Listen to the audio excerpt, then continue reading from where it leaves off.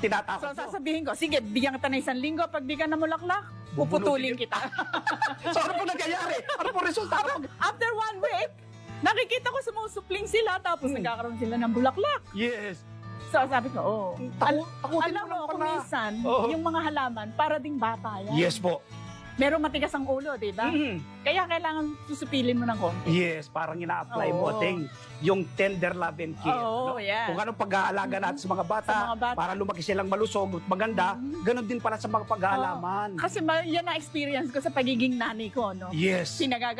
Yung bata para ding halaman, yung halaman para ding nanay. Harold, after 2 years, na-interview na kita kumusta na ngayon itong farm mo? Ito, Sir Mel, kahit papaano, nung nag-start tayo sa harapan lang ng bahay, Yes. sa awa po ng Diyos, in God's time, perfect time po, Opo. nakapag-develop tayo ng mini farm na tawag. Pwede natin tawagin mini farm. So, meron na tayong tatlong greenhouse ngayon. Yes. Tapos itong lupa ay nagpa-cultivate tayo para makapagtanim din tayo ng mga high-value crops. Wow. Siyempre, I may mali understand, tayong Harold, itong kinalalagyan natin ngayon, itong nasa harap natin na to, dating taniman ng palayan, Yes at po, kinonvert mo into high-value crop. Yes Why? po. Ano pong nagtutulak sa inyo?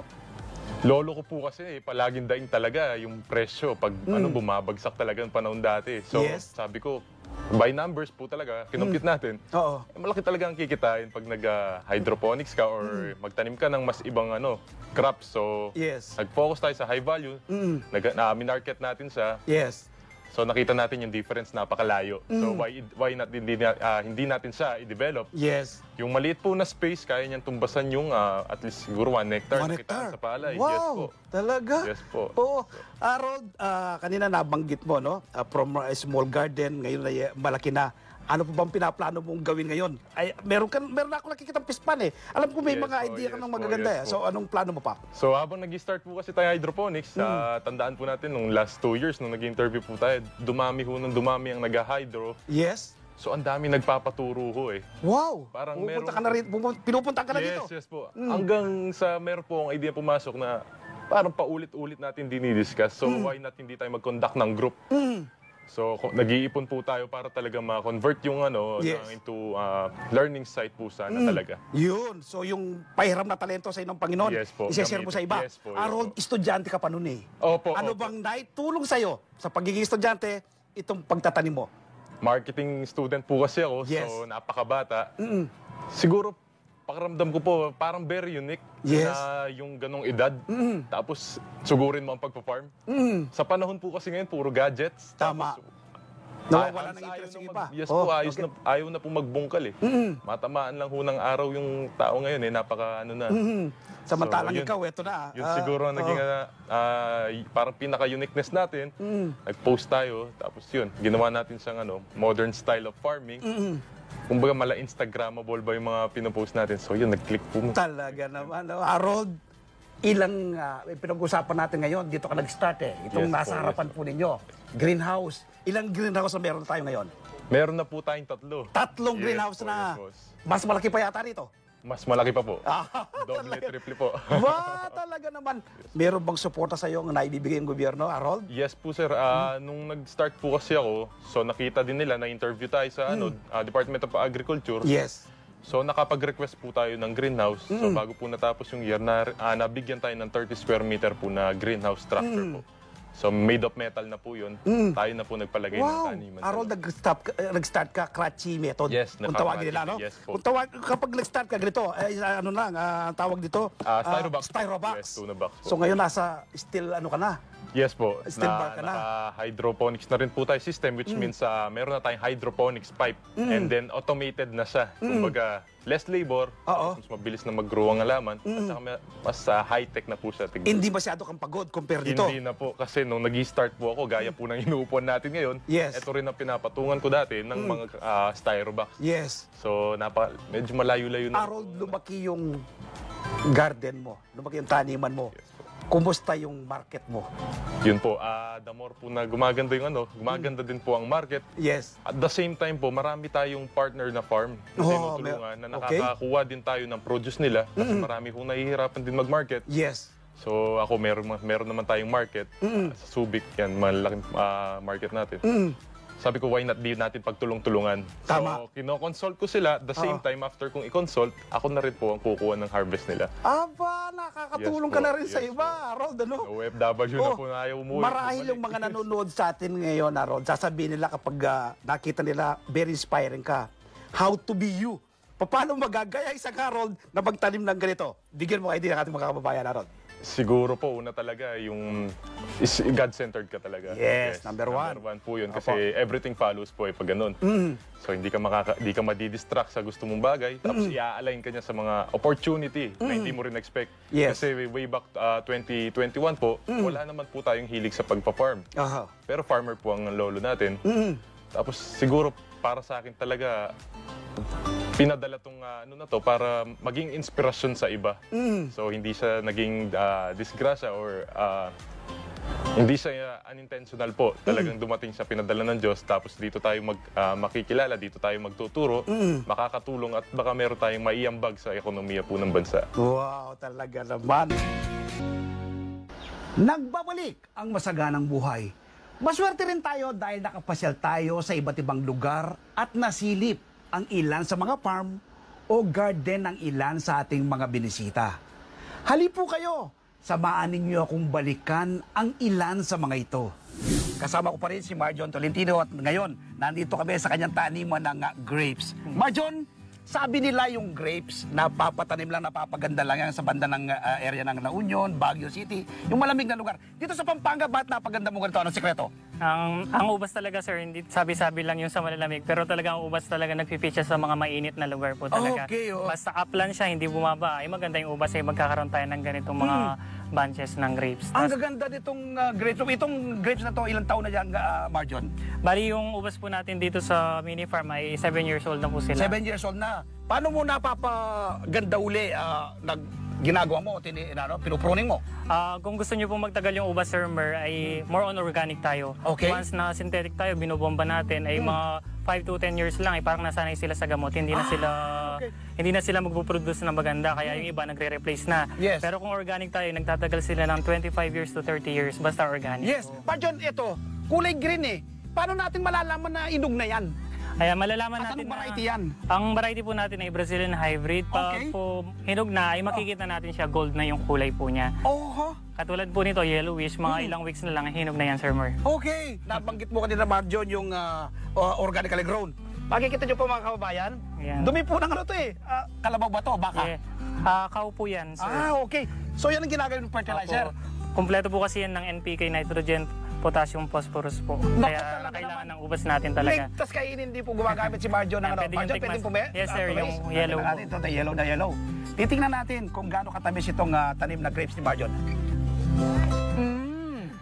Kung gaano katagal bago mapabunga itong grapes sa Marjon kapag tinan mo. Kaya ang from planting po, basta alaga, 8 to 10 months po, pwede na tayo magpabunga ng ubas. Pwede na siyang i-prune. Ganun po kabilis. Cuttings yan. Yes po, cuttings How tayo. about yung markot na sinatawag? Ay halos same lang po sila. Same lang din, ganun din. Pero kung sa iba naman po, sir, mga marco, like 4 months to 5 months, pero ginagamitan ng synthetic yun para magkaroon ng bunga. Ayun! Mas madali, Marjon. Alin ba mas madali? Yung markot method, grafting, or yung seeds? Pag seeds tayo, sir, medyo matagal siya magbunga, pero matagal Okay. yung lifespan po niya. Ayun! Yun. Pero kung cuttings tayo, mas mabilis siyang magbunga po. Oh, may advantage, disadvantage, ano? Ito, Marjon, medyo meron pang ano, no? Bagong sibol pa lang na bunga. Bali, hindi namin sila pinagsabay pinron, sir, para hindi sabay yung harvest namin. Ayun! Para sa next week, meron pa kaming kinakain Oh, or may hina-harvest. kakainin banda ron. Dito may panibago. Ito, titingnan natin dito.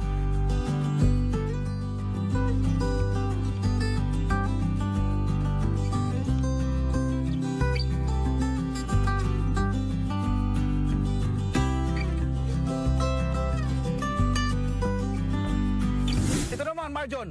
Kakaibang sili to Anong tawag dito? Yan, sir, yung tinatawag na Peter Pepper po. Peter Pepper? Yes. Manghang ito. Manghang po siya. Pwede bang umarbest nito? Yes, sir, pwede yung Tingnan may natin. ito. Mas maganda Ano po po yung dito? ano. Ito. Ah. Kaganda, oh.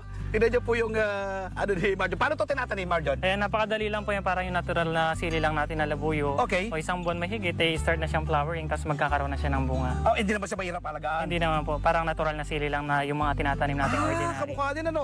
So, pwede rin itong tanim sa mga bote-bote lang. Yes, pwede po. Kagaya nito, kita mo, tignan po sa pinagtaniman ni Marjon, no? Tignan po pinagtaniman ni Marjon, ano? So, sa pag ganitong, ano, pamamaraan, maglalagay ka na lang ng natural na pataba dyan. Yes Tulad po, ng mga sabi mo, dumi May ng ano. kaudang po kami. Yun, Per oo. composer. Oo, marami pang flower, tapos siguro marami ka nang na-harvest dito. Ay, marami na po. Tapos marami din nabili po, sir. Ah, Kasi talaga sa naman. itsura niya ay Oo. parang unique po siya. Kakaiba siya. Basta kakaiba kasi, iba, ano to, usually saan to tumutubo? Actually, galing yan, sir, sa US po. Ayun, originally po okay. siya. Tapos, Oo. dinala lang dito sa Pinas po. Oo, nagparami ka na. Naparami po Talaga namin. naman, ibang klase ka, Marjon, ha? Basta, talagang pinopropagate mo, ha?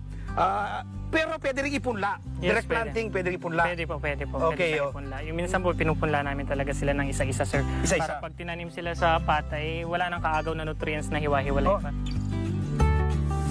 Kasama ko pa rin po si Brother MJ. Ngayon po ituturo tayo dito po sa kanilang napakagandang garden. Brother MJ, itong nasa ating harapan, ano po itong mga to? Kalabasa po. Kalabasa. Kalabasa po. Ang gaganda na po ng mga tubo. Ito po ba yung direct planting o paano po? Seedlings po muna to? Sinasidling po. Sinisidling siya. Seedling tray. Mhm. Tapos paglabas po ng nung unang tunay Yes. na dahon, Itong daon niya? Okay. inilipat na po.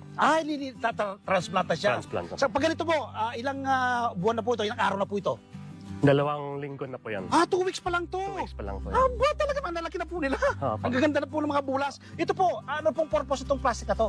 Yung unang purpose ng plastic mulch Yes. ay with barrier. Okay. Tapos pangalawan po, Mm. to conserve po the moisture. Okay.